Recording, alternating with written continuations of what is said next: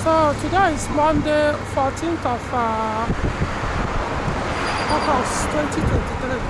So just came out here to change. I just finished work. This is about 6 p.m. or after 6 or so. Hold on. Almost 6:30 p.m. So I think the last time I changed the wiper blade of this car. This is the 407 coupe. This is sometime last year. So what I usually do is because what I now use is aftermarket. Like you can't get one in the market. This I've tried. So I change it basically every year. I'll change the wiper blade. So now we are in rainy season here in Abuja, Nigeria. So the last time I changed it was sometime last year during the rainy season, like 2022. So now that we are in rainy season of 2023, I decided to change it. What really happens is over time, once after rainy season you pass dry season, so it affects that rubber. It won't be soft, the blade, it won't be that soft. I don't like it noisy. When it's new and still good, if you hear any noise, it will wipe very well. But I'm tired of driving lately, not necessarily noisy, but especially if it's not raining heavily, it feels as if it's not wiping the dirt or water very well from the screen.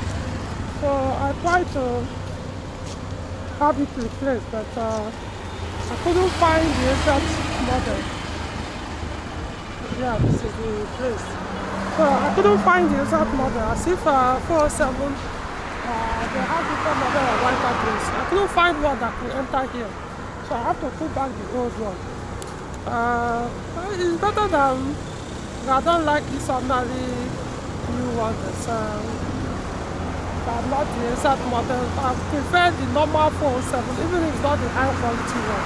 I think if you can serve me for 1 year, I'm fine, I'm good with it.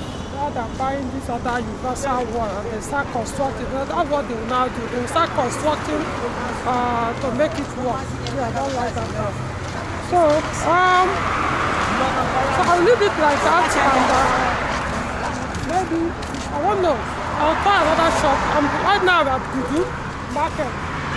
Maybe I'll try another shop another day. I just close for work. I'm trying to come and deal with this now. At least it's not raining now. So let's see. Anyway, the reason I actually wanted to do this video is it's not necessarily because of the blade.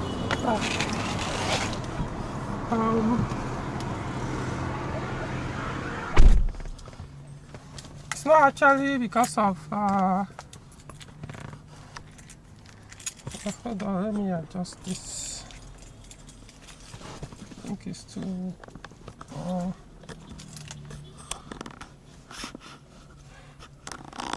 think that's okay. Okay.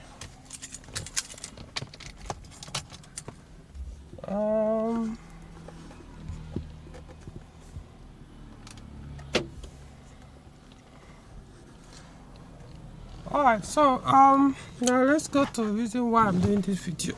Let me remove my shoe. Now I tell you guys, even whether it's automatic or manual, I don't drive with shoes on. Not to think of manual. Okay, so I think it's better like this. Alright. Okay, so now to the main purpose of this video. So I published a video, I think that should be last week, or yeah, that was last week, about 407 I worked on, or I'm restoring for a client that was abused electrically, mechanically, and the rest. So far it's working out well. The car is coming into a better shape.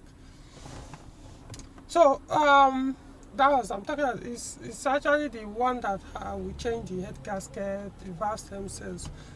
So let me recap.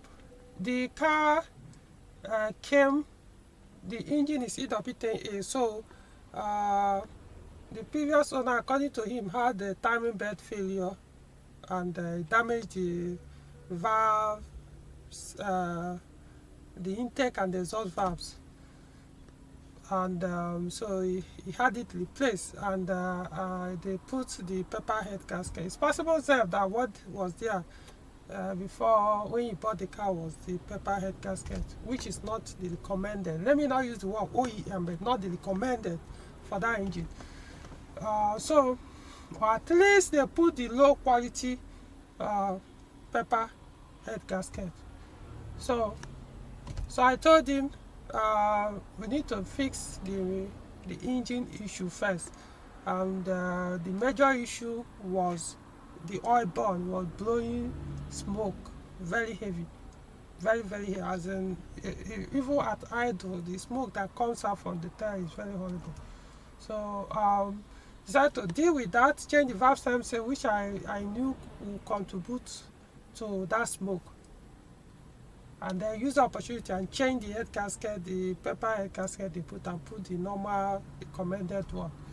So we did that, and of course the fan was also abused. It spins constantly once the ignition comes on. Then the thermostat, engine cooling system thermostat, was also removed. So but when I did that replacement of valve stem cells, putting the normal head gasket, I decided not to put the thermostat.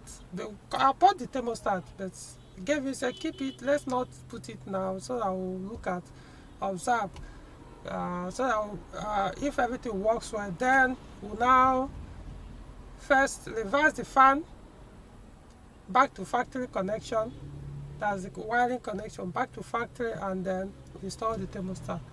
That same day after the engine was started, the car started overheating. I wasn't there, but from what I could tell from the owner of the car and the mechanic I worked with on that car, yeah, it was really overheating. To cut the story short, eventually it was the radiator that was causing the overheating. Now you see why I tell people, keep your cooling system intact. That's the only way to know when something is wrong and what is causing it. So it was the radiator that was causing it. How was the radiator causing it? Remember, the car wasn't overheating. Funny, it wasn't overheating until we removed the cylinder head, put the normal head gasket, started the engine, it started overheating. What was the cause? The radiator was blocked. It was blocked. So all this while he has been driving the car, those fins inside the radiators, they were blocked. I can't say how bad. Maybe partial part of the radiator has like two parts inside. So maybe some were blocked. The fins were blocked. Some were still open, but it was blocked. So in some of my videos, many years. It's not just recently. Ever since 2010, I'm always preaching, always telling people, do not remove your thermostat, do not put your fan direct.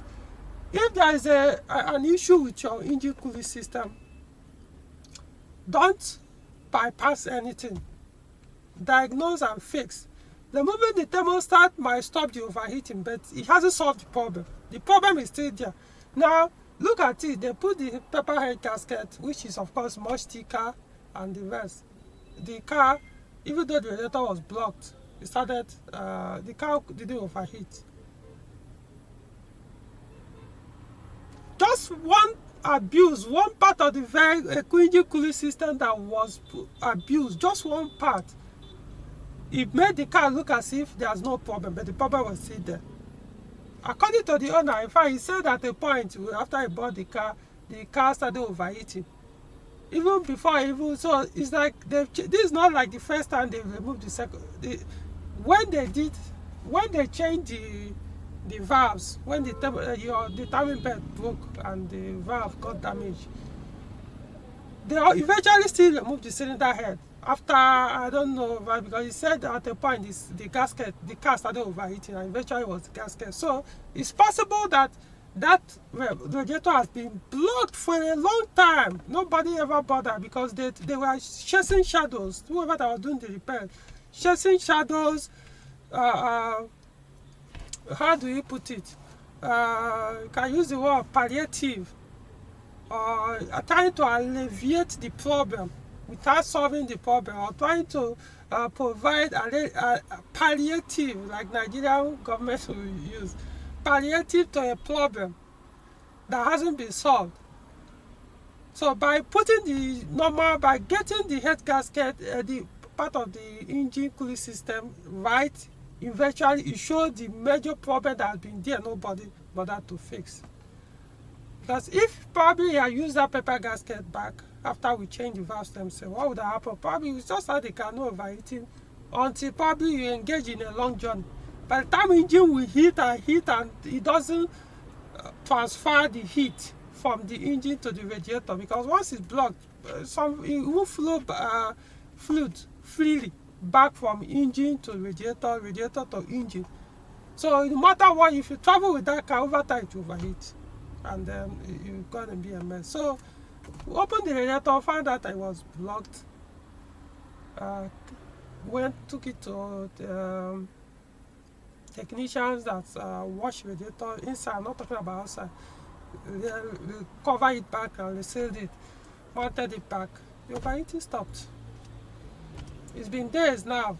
He hasn't complained. In fact, he said right now this is the first time the engine has run with the temperature not getting up to 90 degrees Celsius. Remember, because this overheating started, we have not put the thermostat.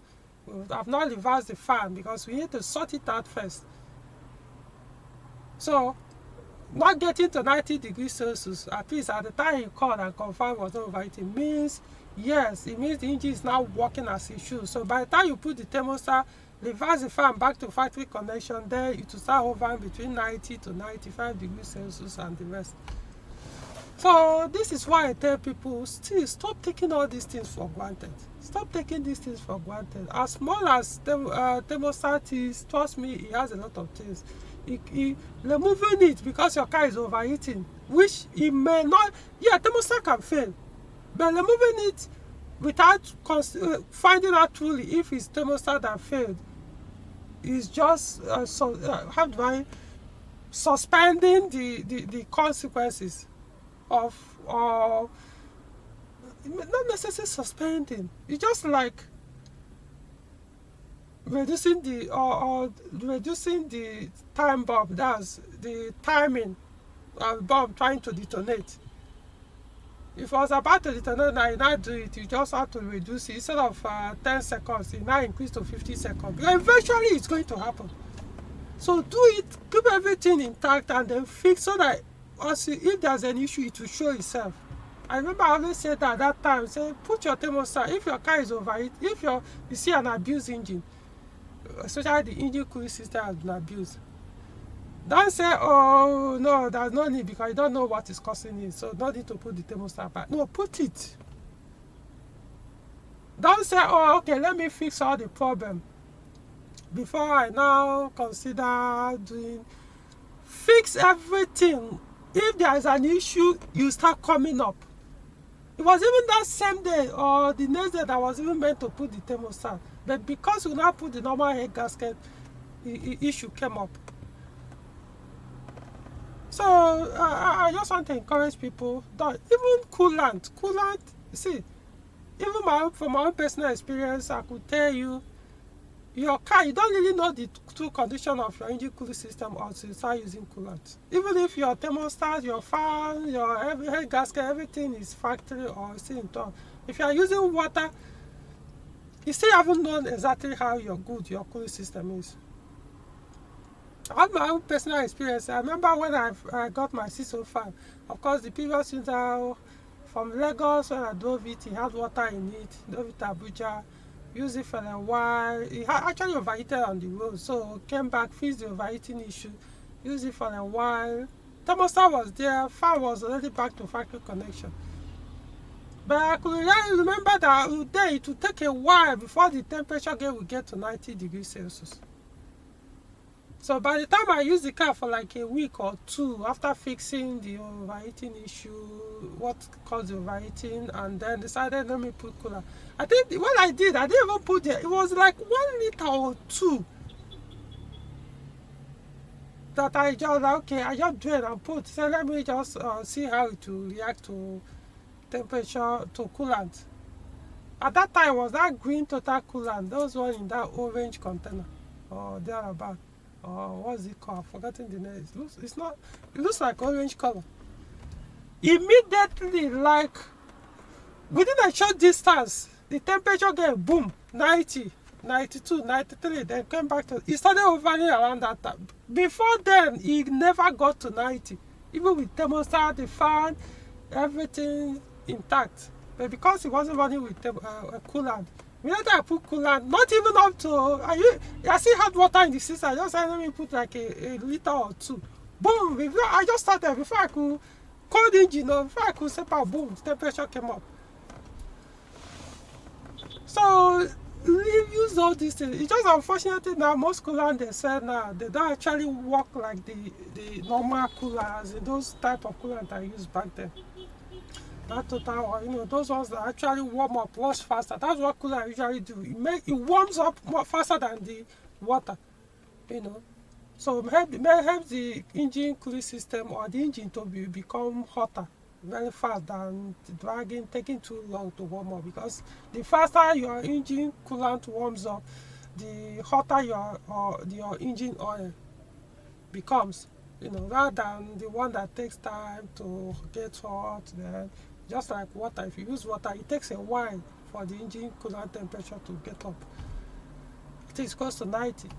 And even when it gets to 90, sometimes when you are in motion, when the weather is cold, you see it dropping very, very low. But with coolant, it might drop less than 90, but not as low as when you are using water. So get your systems intact. Even if you can't afford to use the coolant completely, as in if you can only afford 1 or 2 3 liters instead of 7 liters, it's even better. Yeah, it might not be good enough because the water that is still in the engine probably will over dilute the coolant, but it's still better than without coolant. So use coolant, but I recommend, if you can, use the recommended mixture. If you are using concentrated coolant, then do most times you could say like 50-50 or 50-30%. No, that's 70-30% or 50-50, depending on the quality of coolant or the instruction on the container of the coolant. If it's pre-mixed coolant, yeah, it's supposed to be only coolant, but I don't really, it can be actually impossible because it's very difficult to drain all the fluid inside the engine unless you start going to the drain plug on the engine block. That's the coolant drain plug, which I don't like doing. I've told the story how sad the experience was when I was doing that at one point. I don't want to go back to that experience again. So even if you was water in the system, you want to use coolant, it might be very difficult to drain all the water out. But at least have a lot of percentage of fluid inside it to be coolant, or half of it. No matter what, coolant is just better. I don't know how to put that. They will not have quality. Some are better than the other. Some will last longer than the other. Just use coolant is the best thing I can say. So avoid, if you can. I understand that things, I don't know how to say that. I will say things are hard. Yeah, it is. But sometimes, being too negative doesn't help. Trying to always look at the bad side of things. Look at the economy of Nigeria. But come on.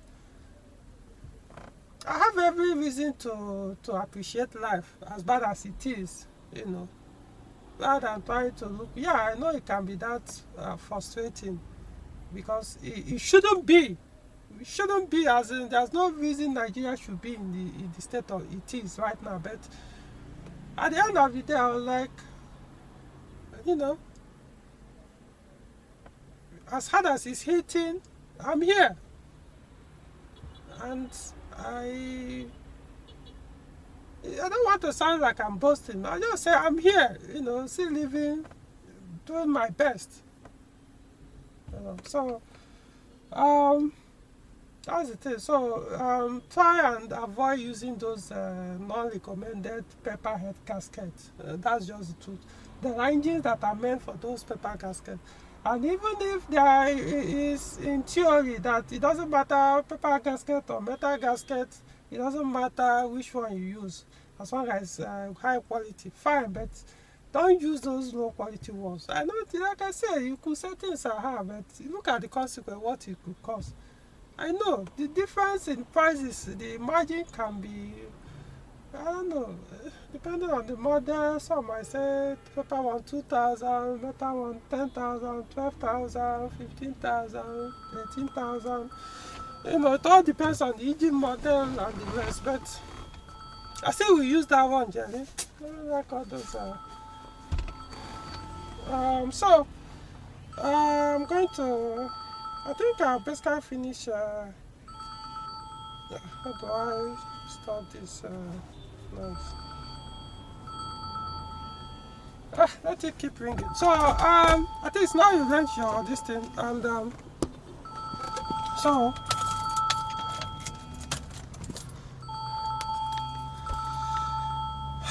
okay.